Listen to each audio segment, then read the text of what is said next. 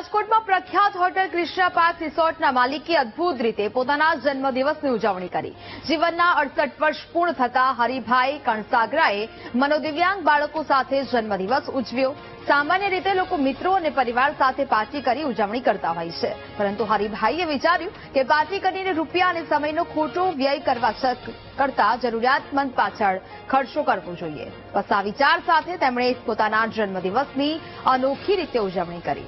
હરિભાઈએ પોતાના રિસોર્ટમાં મનોદિવ્યાંગ બાળકોને બોલાવી તેમની સાથે ભોજન લીધું અને આખો દિવસ સેવાકીય પ્રવૃત્તિમાં પસાર કર્યો. બાળકોના ચહેરા પર ખુશી જોઈને હરિભાઈ ભાવુક થઈ ગયા હતા. છેલ્લા ઘણા સમયથી સેવાકીય પ્રવૃત્તિ સાથે જોડાયેલા હરિભાઈએ અન્ય લોકોને પણ અપીલ કરી છે, કોઈ પણ ઉજવણીના ખોટા ખર્ચા કરવા કરતા જરૂરિયાતમંદ લોકોને મદદરૂપ થાય.